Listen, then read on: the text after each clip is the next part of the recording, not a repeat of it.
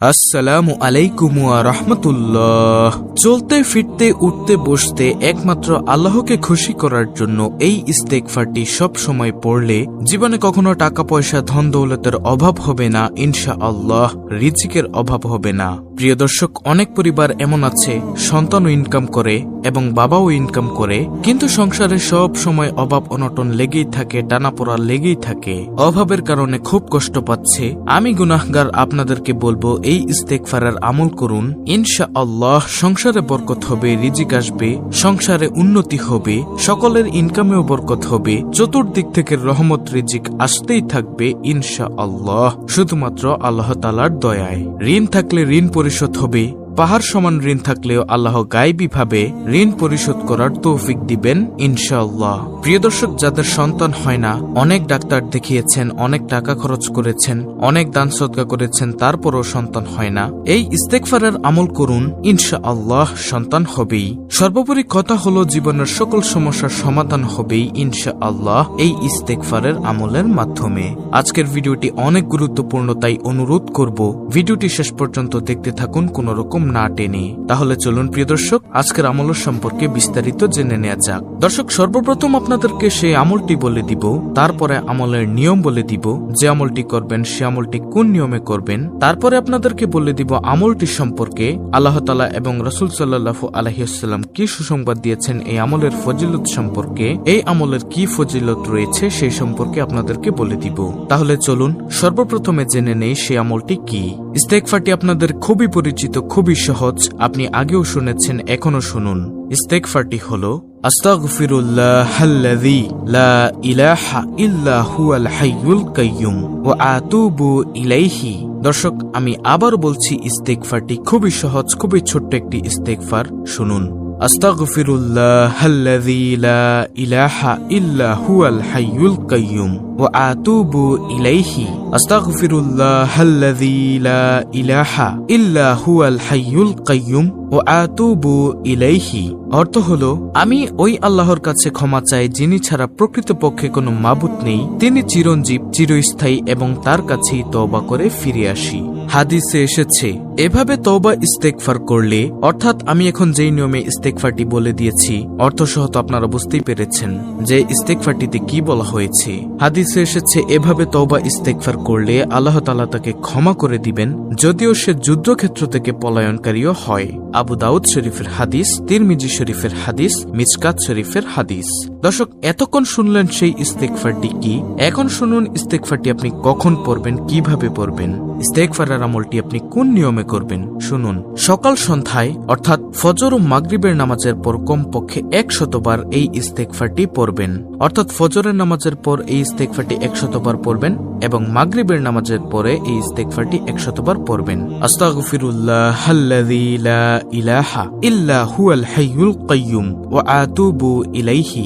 এটি হলো ইস্তেগফারটি। প্রিয় দর্শক, এখন আপনাকে জানাবো এই আমলটি করলে কি কি ফজিলত পাবেন, এই ইস্তেগফারটি পড়লে আপনি কি কি পুরস্কার পাবেন, এবং রাসূল সাল্লাল্লাহু আলাইহি ওয়াসাল্লাম এবং মহান রব্বুল আলামিন কি কি সুসংবাদ দিয়েছেন এই সম্পর্কে, এই ইস্তেগফারের আমলের সম্পর্কে। তাহলে শুনুন। একবার হযরত হাসান বসরী রহমাতুল্লাহির কাছে এক ব্যক্তি জানালো, আমার ফসলে খরা লেগেছে, অনেকদিন যাবৎ বৃষ্টি হচ্ছে না, আমাকে আমল দিন। হাসান বসরী রহমাতুল্লাহি তাকে বললেন, তুমি বেশি বেশি ইস্তেগফার করো, যদি তুমি বেশি বেশি ইস্তেগফার করো তাহলে তোমার এই সমস্যার সমাধান হবে, আল্লাহ তাআলা উপকারী বৃষ্টি দিবেন ইনশাআল্লাহ। কিছুক্ষণ পর আরেক ব্যক্তি এসে অভিযোগ পেশ করলো, আমি গরিব, আমি অসহায়, অভাবের কারণে খুব কষ্ট পাচ্ছি, আমাকে রিজিকের আমল দিন। হাসান বসরী রহমাতুল্লাহি তাকেও বললেন, তুমি বেশি বেশি ইস্তেগফার করো, ইস্তেগফার করলে রিজিক প্রশস্ত হবে, অভাব দূর হবে, অভাবের কারণে কষ্ট পেতে হবে না ইনশাআল্লাহ। প্রিয় দর্শক, এমনই ভাবে অপর এক ব্যক্তি এসে সন্তান হওয়ার আমল চাইলে তিনি বললেন, ইস্তেগফার করো, তুমি যদি বেশি বেশি ইস্তেগফার করো তাহলে আল্লাহ রাব্বুল আলামিন ইস্তেগফারের বরকতে তোমাকে নেককার সলিহীন সন্তান দান করবেন, কারণ স্বয়ং আল্লাহ তাআলা ওয়াদা করেছেন। সুবহানাল্লাহ। উপস্থিত ছাত্ররা জিজ্ঞাসা করল, সবাইকে এক পরামর্শই দিলেন যে, বিখ্যাত তাবেঈ হাসান বসরী রহমাতুল্লাহি বললেন, ও আমার ছাত্ররা তোমরা শোনো, আমি নিজের পক্ষ থেকে কিছুই বলিনি, এটা বরং আল্লাহ তাআলা তার কোরআনে শিখিয়েছেন। আমি আল্লাহ তাআলার কথা তোমাদের কাছে পৌঁছে দেই। তারপর তিনি ছাত্রদের উদ্দেশ্যে সূরা নূহের 10 থেকে 12 নম্বর আয়াতটি তেলাওয়াত করলেন। সেই আয়াতে আল্লাহ তাআলা বলেন, নূহ আলাইহিস সালাম বললেন, তোমরা তোমাদের রবের কাছে ইস্তেগফার করো, ক্ষমা চাও, নিশ্চয় তিনি অতি ক্ষমাশীল, ক্ষমা চাইতে দেরি, ক্ষমা করতে দেরি করেন না। সুবহানাল্লাহ। ইস্তেগফার করলেই জীবনের সমস্ত গুনাহ মাফ হয়ে যায়। তিনি তোমাদের উপর অজস্র বৃষ্টি বর্ষণ করবেন, উপকারী বৃষ্টি বর্ষণ করবেন। তিনি তোমাদের ধন সম্পদ ও সন্তান সন্ততির বৃদ্ধির মাধ্যমে তিনি তোমাদের সাহায্য করবেন, তোমাদের সমৃদ্ধি করবেন, শক্তিশালী করবেন। সুবহানাল্লাহ। আল্লাহ তাআলা ওয়াদা করেছেন এবং আল্লাহ তাআলা বলেন, তোমাদের জন্য উদ্যান তৈরি করবেন, তোমাদের জন্য নদী নালা প্রবাহিত করবেন। সুবহানাল্লাহ। সূরা নূহ আয়াত 10 থেকে 12। দর্শক, এই আয়াতের দ্বারা আমরা ইস্তেগফারের যেসব উপকারিতা জানতে পারলাম তার মধ্যে দুটি হচ্ছে, নম্বর 1 রিজিক বৃদ্ধি, নম্বর 2 সন্তান লাভ। যেহেতু সন্তান বিয়ের মাধ্যমেই হয়, সুতরাং ইস্তেগফারের দ্বারা বিয়ের ব্যবস্থাও আল্লাহ করে দিবেন। এছাড়া অন্য আয়াতে আল্লাহ তাআলা বলেন, সালেহ আলাইহিস সালাম বলেন, তোমরা আল্লাহর কাছে ক্ষমার প্রার্থনা কেন করছো না, যাতে করে তোমরা রহমত প্রাপ্ত হও। সূরা নমল আয়াত নম্বর 46। পবিত্র কুরআনুল কারীমে আল্লাহ তাআলা বলেন, এবং আমি অবশ্যই ক্ষমাশীল তার প্রতি যে তওবা করে, ঈমান আনে, সৎকর্ম করে ও সৎ পথে অবিচল থাকে। সূরা তাহা আয়াত নম্বর 82।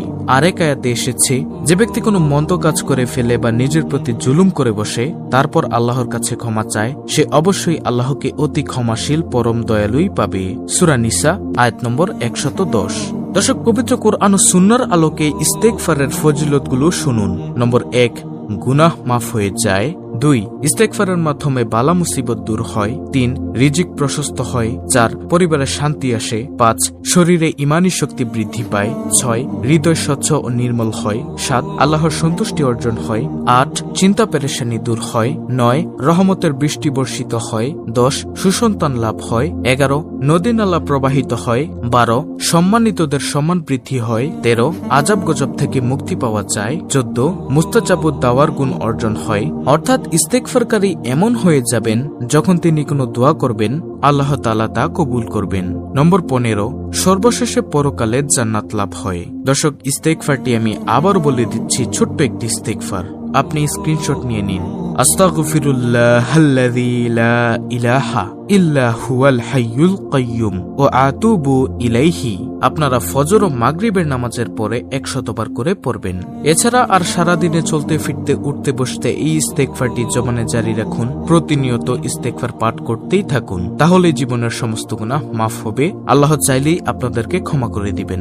জীবনের সকল সমস্যার সমাধান হবে। গুনাহ মুক্ত জীবন লাভ করবেন ইনশাআল্লাহ। দোয়া কবুল হবে, দুঃখ কষ্ট পেরেশানি হতাশা দূর হবে, রহমতের বৃষ্টি বর্ষিত হবে, সন্তান সন্ততি যাদের হয় না তাদের সন্তান সন্ততি হবে। ইস্তেগফারের যে কত ফজিলত তা আপনাদেরকে এক ভিডিওতে বলে শেষ করা যাবে না। আমাদের এই চ্যানেলটি ইসলামের আলো চ্যানেলটিতে ইস্তেগফারের ফজিলত সম্পর্কে অনেক ভিডিও আছে, ইস্তেগফারের আমল সম্পর্কে অনেক ভিডিও আছে। আপনি চাইলে চ্যানেলটিতে ঘুরে দেখে আসতে পারেন।